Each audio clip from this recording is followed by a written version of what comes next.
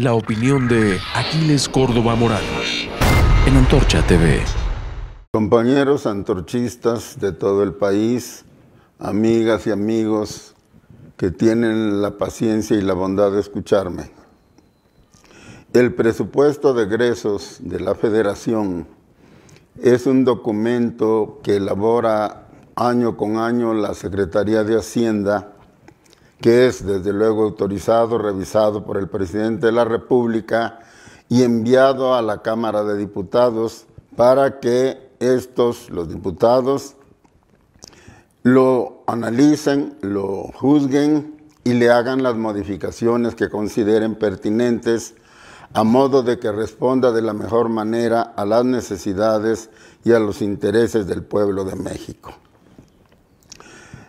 Realmente, en los hechos, el papel de los señores diputados muy rara vez ha sido activo en este terreno. Desde que el PRI gobernó al país, era sabido por todo el mundo que los diputados se atenían a lo aprobado por el presidente de la República, es decir, respetaban casi al pie de la letra lo que les mandaban de la presidencia de la República, y cuando hicieron modificaciones, fueron modificaciones muy menores al presupuesto.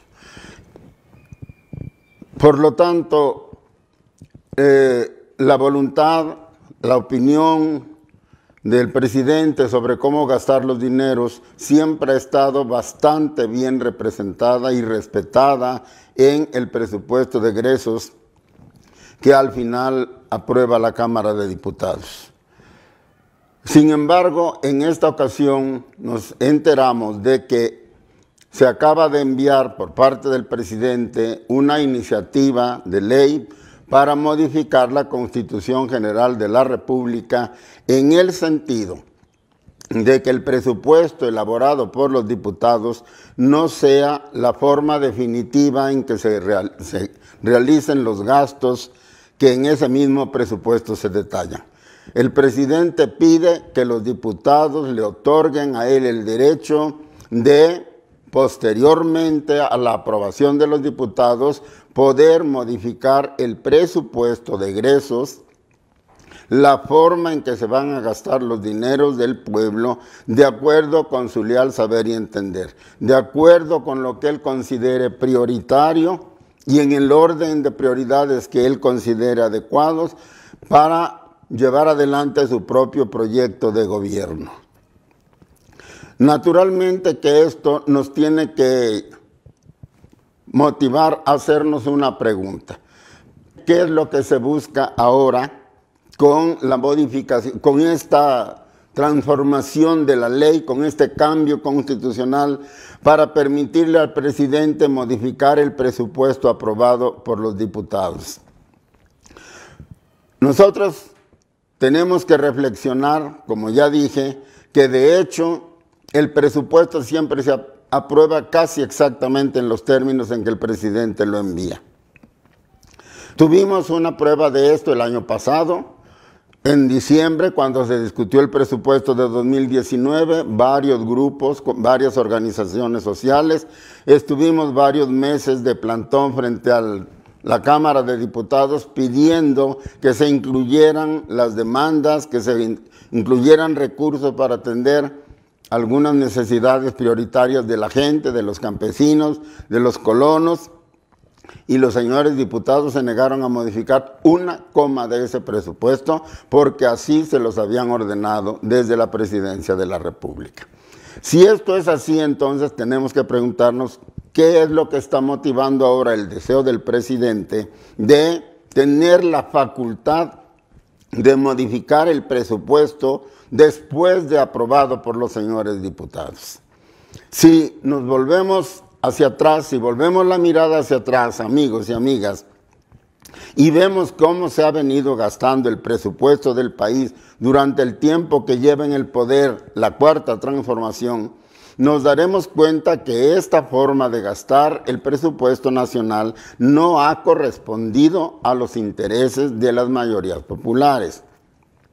Buena parte del presupuesto se ha destinado a las obras que el presidente considera prioritarias. Él las considera prioritarias para el país. Me refiero a inversiones como la del presupuesto al aeropuerto de Santa Lucía, como el Tren Maya, como la refinería de Dos Bocas y el rescate a Pemex. Y la otra buena parte del presupuesto se ha dedicado a la ayuda, a la transferencia directa de dinero hacia los ciudadanos más desprotegidos del país a través de tarjetas que pueden hacer efectivas en algún banco, de manera que puedan ayudarse económicamente, que puedan con ese dinero solventar sus gastos más urgentes en el hogar. Pero también sabemos perfectamente bien que el padrón de los beneficiarios, de la gente a la que le está llegando ese dinero, no se levantó de una manera democrática, diría yo. No hubo una convocatoria pública para que la gente se acercara a solicitar su inclusión en el padrón de beneficiarios. Todo fue hecho de manera cautelosa por gente que incluso portaba camisetas que lo identificaban como miembro del partido en el gobierno, como miembro de Morena, y fueron seleccionando a la gente con criterio partidista. A quienes no se manifestaron abiertamente morenistas o dispuestos a apoyar a Morena en el gobierno y en las elecciones venideras, simplemente no fueron incluidos en esta lista de beneficiarios. Eso mismo ha ocurrido con otros programas como Jóvenes Construyendo el Futuro, como el reparto de las becas Benito Juárez y ahora con los créditos que se ofrecen para las micro, medianas y pequeñas empresas de 25,000 pesos a cada una. Los padrones de estos beneficiarios también han sido levantados casi en secreto, sin una convocatoria pública, quitándole toda iniciativa a la gente para buscar incluirse en esas listas de beneficiarios, y eso nos da la clave de que se trata de programas manejados con criterio absolutamente clientelar, con criterio de ganarse la conciencia de la gente para asegurar el voto en las elecciones que vienen, las de 2021, las de 2024 y las que siguen, de manera que Morena se pueda mantener en el poder. Si ahora aceptamos, si los diputados aceptan que incluso después de haber discutido, analizado y aprobado el proyecto de egresos, el presupuesto de egresos de la Federación, el presidente modifique lo que hayan hecho, a su leal saber y entender, nos arriesgamos a que el sesgo electoral de los dineros de la nación sea mayor y por lo tanto a que la oposición, a que los grupos que buscan a su vez también legítimamente figurar en la vida nacional y tener el derecho a disputarle el poder al partido que actualmente gobierna, van a quedar absolutamente nulificados. Es decir, el monopolio del poder por esta vía se ve muy agudo, muy próximo, si aceptamos que el presidente modifique contra lo dispuesto por los diputados el proyecto de egresos de la Federación. Una segunda reflexión que quiero hacer. Nosotros vivimos en una democracia de corte liberal representativa. Es decir, el pueblo no ejerce directamente el poder. El pueblo es el depositario, es el dueño originario del poder, según reza la Constitución General de la República. Y el pueblo delega este poder en los funcionarios, en los diputados, a través del voto que libremente deposita en las urnas. Según la teoría de esta democracia, entonces, el presidente es mandatario de los mexicanos. Es decir, México, el pueblo de México, es el que manda, es el que ordena y el presidente obedece a la voluntad popular. El pueblo es el mandante y el presidente el mandatario, teóricamente. Y el pueblo queda representado como tal pueblo en los señores diputados. Los diputados son el pueblo reducido a su mínima expresión. Se supone que con gente plenamente identificada con los intereses del pueblo, con gente que sabe lo que el pueblo necesita, lo que el pueblo quiere, y además sabe que el poder que ostenta se lo debe al voto popular, que el pueblo votó por ellos para que representen y defiendan sus intereses. Las funciones de los señores diputados están claramente establecidas en la Constitución General de la República. Y estas funciones no les fueron otorgadas a los señores diputados ni por el actual régimen ni por los regímenes anteriores. Esos derechos y esas funciones del Congreso y del mismo presidente de la República fueron conquistadas por el pueblo de México con sangre, con mucha sangre de mexicanos que se lanzaron a la revolución de 1910-17 para construir una república democrática liberal. Es decir, según la teoría liberal, para que haya verdadera democracia tiene que haber división de poderes. El poder ejecutivo es uno, el poder legislativo que está integrado por las dos cámaras, la de diputados y la de senadores, y el poder judicial. Ninguno de estos poderes está subordinado al otro. Son poderes autónomos, son poderes soberanos, independientes de acuerdo con la ley, y al único soberano que deben obedecer es al pueblo. Esto significa que los señores diputados no pueden ceder por sí y ante sí, sin consultar al pueblo, las funciones que el mismo pueblo les ha delegado y que están estatuidas claramente en la Constitución General de la República. Los señores diputados no pueden abdicar por su propia voluntad de las funciones que el pueblo les ha encomendado y que les tiene encomendadas permanentemente a través de la Constitución. Si lo hacen así, están traicionando la voluntad del pueblo. Están traicionando a sus mandantes que les dieron un mandato para que los representen y los defiendan, no para que les sirvan incondicionalmente a los intereses del señor presidente de la República. Yo quiero poner énfasis en esto, amigas y amigos, porque siento que casi la absoluta mayoría de los comentaristas y columnistas que se han referido a este problema critican la actitud del presidente, critican su ambición por concentrar más y más poder personal y nos advierten de que esto nos lleva directamente a la dictadura. Pero nadie dice nada o muy poco sobre la responsabilidad que en esto tiene el Honorable Congreso de la Unión. Y yo quiero precisamente enderezar la mirada de la gente, de nuestro pueblo, de los antorchistas del país, en este sentido. Nosotros tenemos que saber que los señores diputados no pueden abdicar por sí y ante sí de las funciones que legalmente están obligados a representar. Para que haya democracia tiene que haber división de poderes, reza la teoría.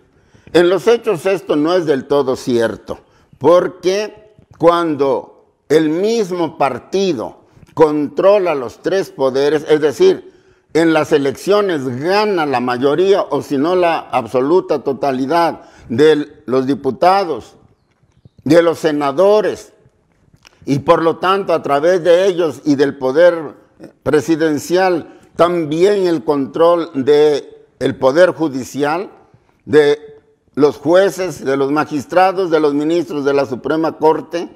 La verdad es que la democracia queda reducida a una pura teoría, porque los dos poderes, el ejecutivo el legislativo y el judicial se subordinan por razones partidarias, por razones de conveniencia o por lo que usted quiera al poder del presidente de la República. Esto venía ocurriendo, hay que decirlo con franqueza, desde la época del PRI y no dejó de ocurrir ni con Fox, ni con Felipe Calderón, ni con Peña Nieto. Por eso alguna vez Mario Vargas Llosa le llamó a los gobiernos priistas la dictadura perfecta.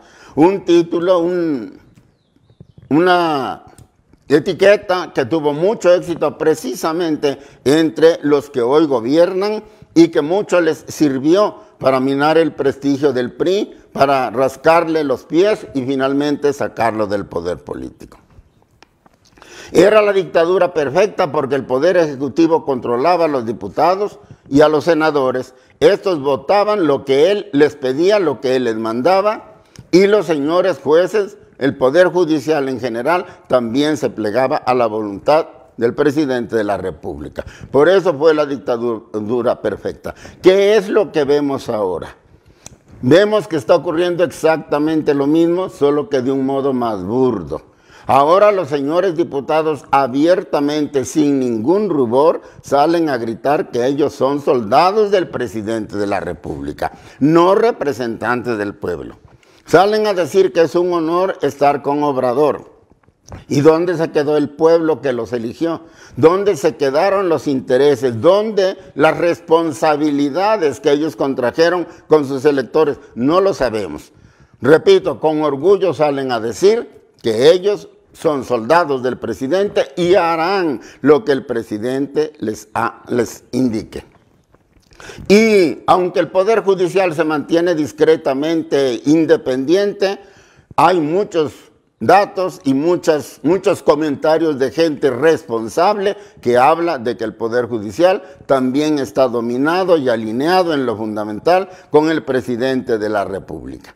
Nos estamos pues acercando a una dictadura si permitimos, mejor dicho, damos un paso más hacia la dictadura si permitimos que ahora el presidente secuestre o prive a los diputados de uno de los poderes más importantes, de las funciones más importantes que tiene, como es decidir en última instancia cómo se gastan los dineros del pueblo, para que esta facultad quede en manos del presidente de la República.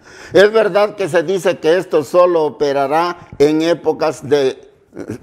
situaciones extraordinarias, en épocas de graves contingencias como la que estamos viviendo hoy con el coronavirus. Pero todos sabemos que esa es una cortina muy endeble que cualquier presidente podrá hacer a un lado cuando quiera, decir que hay una contingencia y hacer con el presupuesto lo que se le pegue la gana. ¿Y los mexicanos qué?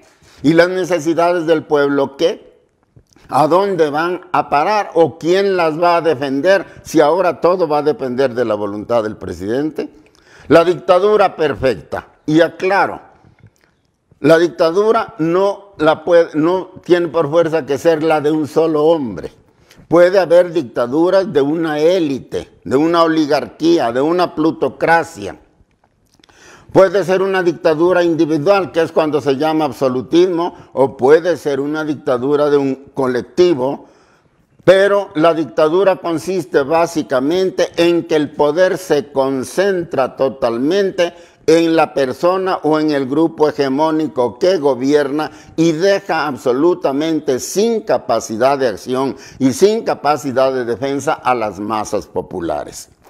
El presidente de la República está tratando de llevarnos a una forma de dictadura más visible, a la concentración personal del poder. Pero ya ahora, mexicanos, no nos engañemos, ya ahora, antes de que se dé este paso más hacia la dictadura personal, vivimos bajo una dictadura como la que ejercía el PRI en su tiempo. Los poderes legislativo y judicial no tienen autonomía de acción. El pueblo está desamparado y es muy grave, y por eso lo señalo, que desde el poder público se esté atacando de varias maneras el derecho del pueblo a organizarse, a unirse, a protestar, a gestionar, a criticar al gobierno siendo que este es el último recurso que al pueblo le queda para oponerse precisamente a la voluntad dictatorial, sea de una persona o sea de una oligarquía o de una plutocracia. Todos sabemos que en México, desde el primer día del gobierno actual, se empezó una campaña muy intensa en contra de las organizaciones sociales, llamándoles intermediarias corruptas, llamándoles chantajistas, llamándoles gente que se opone al cambio, que quiere estorbar los proyectos del presidente y por lo tanto satanizando también sus manifestaciones y sus protestas en la calle. El pueblo está cada vez más inmovilizado, está cada vez más sometido, cada vez más amenazado por los poderes públicos y se está llegando al extremo de negarle al pueblo el derecho a conformarse, a constituirse en partido político, cosa que es absolutamente un derecho protegido, regulado por la ley electoral y por la Constitución General de la República. El movimiento antorchista nacional acaba de sufrir uno de estos atropellos en Puebla. Solicitaron los compañeros poblanos su registro como movimiento antorchista poblano. Llenaron todos los requisitos que les pidió el Instituto Electoral Poblano. Hicieron más asambleas de las que pidieron, con más gente de la que pidieron, y en la actualidad, aseguro yo, que más de 100,000 poblanos están pidiendo que se les permita constituirse en partido político. Y sin embargo, por órdenes del gobernador Miguel Barbosa de Puebla, se le negó al movimiento antorchista poblano su transformación en partido político. ¿Qué va a pasar entonces? ¿Qué arma se le queda al pueblo? La dictadura, yo ya hace poco, y permítame, termino con esto, yo ya hace poco que una senadora morenista dejó sin argumentos a los senadores de la oposición cuando les espetó la dictadura de las mayorías, se llama democracia. No es cierto. La dictadura es la imposición de la voluntad, sea de un individuo o sea de un grupo, por la fuerza al resto de la población. Eso es una dictadura. La democracia se diferencia de la dictadura precisamente en que no impone por la fuerza a los demás sus decisiones. Hay órganos deliberativos, hay órganos obligados a argumentar, a razonar, a demostrar, a convencer y a ganar la voluntad mayoritaria de los órganos de poder o del pueblo mismo para poder transformar en acciones su pensamiento, sus principios, o el proyecto de país o de Estado que tengan en mente. Por lo tanto, decir que la dictadura de las mayorías se llama democracia es olvidarse que para que haya dictadura se necesita que haya imposición, que haya uso de la fuerza, sea de carácter moral, sea de coerción, campaña de terror, o sea, el uso de la ley, de la cárcel o de la fuerza armada para imponer la voluntad de quien gobierna. Eso es una dictadura. Y por lo tanto, frente a la dictadura solo queda una sola respuesta: la organización del pueblo.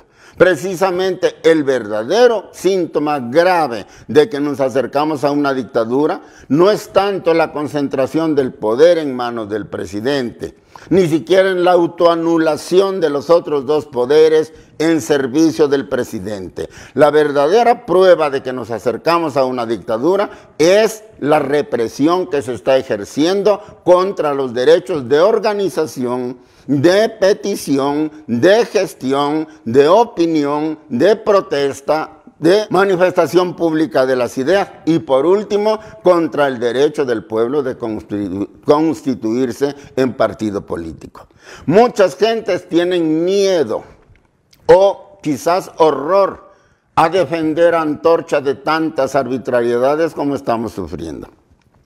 Ha sido tan larga y tan intensa la campaña de satanización en contra de nosotros que muchas gentes, incluso víctimas de sus propias mentiras, de sus propios inventos, ahora no quieren hablar en favor de Antorcha, aunque les consta que Antorcha tiene la razón, porque no sea que lo vayan a acusar de corruptos, o de brazo armado, o de grupo de choque, o de chantajistas, como se ha dicho de nosotros los antorchistas. Hacen mal. Yo los llamo a todos a que reflexionemos, a que nos demos cuenta que si llega a imponerse una verdadera dictadura en México, más abierta que hasta ahora, ellos también serán víctimas tarde o temprano de esta dictadura. Estamos a tiempo de unirnos, estamos a tiempo de dejar atrás mentiras y prejuicios para hacer frente a los peligros que amenazan a México. Ojalá que me hagan caso. Muchas gracias.